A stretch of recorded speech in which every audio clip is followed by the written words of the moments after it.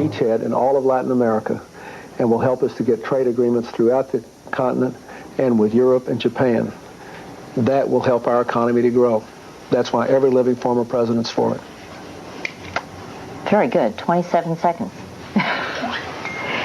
If it's that simple, why can't you get your message across? Why are you in this desperate fight?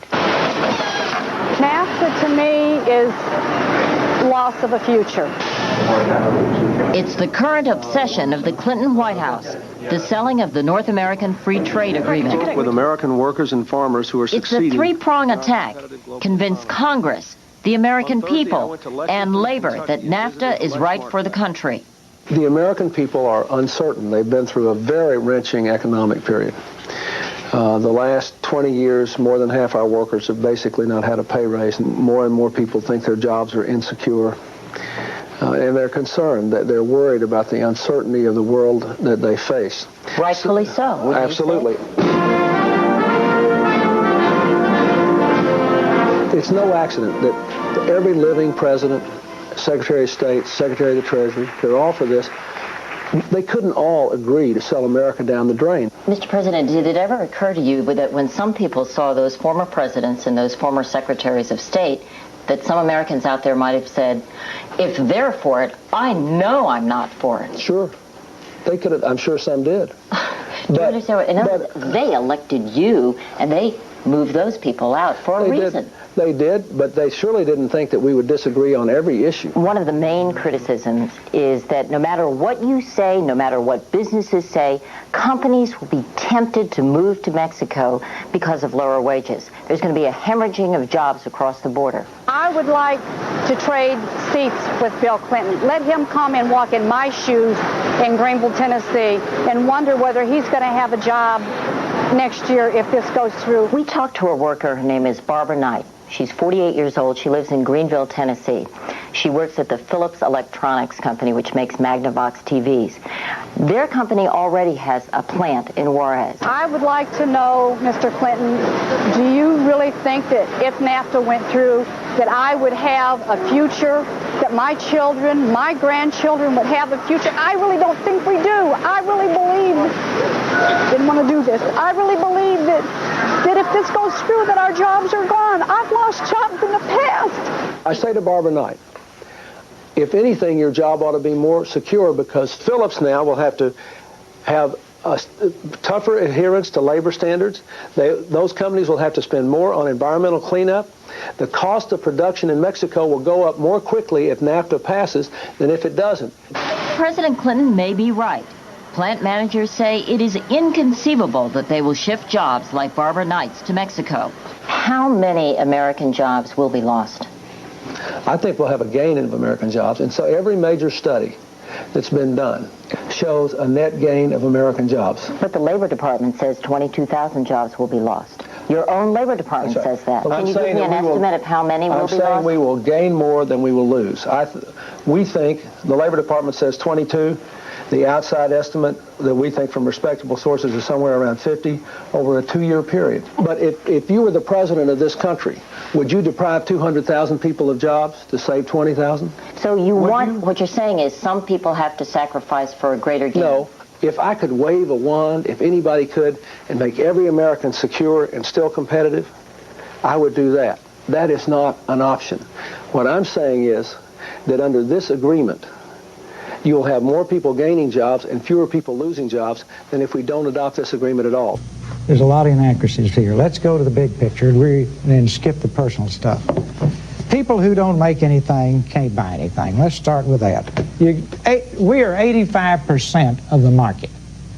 Canada is 11% of the buying power. Of the total three markets. And Mexico is only 4%. People who don't make anything cannot buy anything. Never forget that. Now then, let's look at these exports.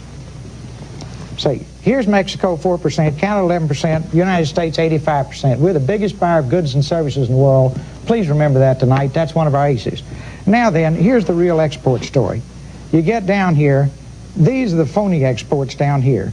Here are the real exports here, about $7.7 billion. You take this thing into pieces, you take this big number here, and take it right down to here, and that's what you're really talking about. And just remember this.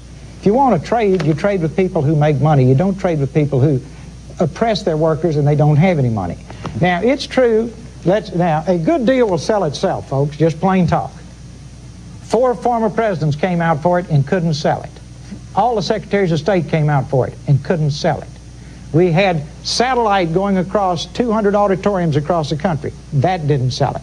Got Lee Iacocca for it. That didn't sell it.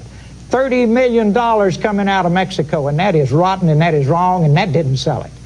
$35 million coming out of corporate America to try to get out of this country, go south of the border and hire that cheap labor, and that didn't sell it. Let me know. This dog just didn't hunt. Now, today they don't have the votes in the House of Representatives. We're in the 3rd quarter. They can get them because they're buying them big time with your tax money. We're working the halls night and day to make sure it doesn't happen. You can play a key role in it. But sure, they all tried to sell it to you, and the fact that they couldn't demonstrates that this deal is not good for our country. Let me get a break and then, but it doesn't impress you that every former president supports it? It impresses me that they couldn't do it. Oh, but it doesn't impress you that they support it. That they show, those are the guys that cut the worst trade deals in history. He's already talked about it. It's not over with. Wait just a minute now. They did the Japanese deals. They did the Chinese deals. God bless them. They cost you 2 million jobs. 2 million jobs. You think they fooled Colin Powell? He's a great soldier, doesn't know anything about business. If this is all true, why is corporate America downsizing? If this is all true, why do we have the largest number of college graduates this year unable to find jobs since at any time in the 40s? If this is all true, why is it that everywhere I go in a hotel, I've got a college graduate coming up to the room, bringing food, carrying bags, so on and so forth, waiting till they get their job? If this is all true, why isn't our economy booming? See, it just doesn't fit, folks. Just go look at reality. Look at reality. It will cost us several $billion in tariff losses. It will cost us at least $15 billion and probably more to build infrastructure. And we will have a $20 to $40 billion bill on pollution alone. Now, guess who's going to pay that? All you hardworking taxpayers that still have jobs, go look in the mirror and ask yourselves why the government's policies have caused 4 out of 5 of you to have to lower your standard of living. Ask yourself why your government sent 2 million jobs to Asia alone, manufacturing jobs, in the 1980s. Ross is not saying he wants the status quo. He wants a different treaty. Am I correct? He wants to raise tariffs on Mexico. This is after years of U.S. companies going to Mexico, living free. But they could do that without NAFTA. But we can stop that without NAFTA, and we can stop that with a good NAFTA. How do you stop that without NAFTA? Just cut that out, pass a few simple laws on this, just make it very, very clear. Simple laws on Mexico? No. How do you stop it without NAFTA? Give me your whole mind. Yeah, I'm listening. Okay. I haven't heard the answer, but go ahead. That's because you haven't quit talking. Well, I'm listening. How do you stop it without NAFTA? Okay. Are you going to listen? Work on it. Now, very simple. Just tell every company south of the border, if they operate that way, they cannot ship their goods into the U.S. at any price, period, and they will become choir boys overnight. The NAFTA agreement, can you give us specific answers as to an alternative to it? If you don't like it, tell us what really we should be doing. Can you overview a treaty you would sign? Yes, I will do it again. First, you've got to have a clear understanding with Mexico that we can only do business with a country that gives its people a decent standard of living and respects human rights, because we are all humans. Every human life is precious. That would be the first part of it. Every human life is precious. If you don't treat your workers fairly, and if you don't treat your people fairly, history teaches us that produces stress that will take maybe a century to cure. It's in Mexico's interest to do that. Then their workers will come up the economic scale. We'll put in a social tariff that drops as they bring their workers' pay and benefits up. If we pass NAFTA, and we pass health care, and your competitor goes to Mexico, you will either have to go to Mexico or go out of business. I can give you a whole list of things like that. You would have a tariff that's the way we're set now. No, it's a social tariff. As they bring their people up, we drop the tariff. When it's head-to-head competition, their people have equal pay and benefits to ours. What's wrong with that? There is no tariff, and we're brains and wits, and off we go. That's good for Mexico, and it protects our people. People who don't have jobs can't pay taxes. Instead, they draw welfare funded by the taxes of the people who still have jobs. The best paid workers in the United States are in manufacturing. During the 1980s, we lost 2 million manufacturing jobs to Asia alone, and the people who lost their jobs were making $440 a week. If those people have a job today, they're now making about $270 a week.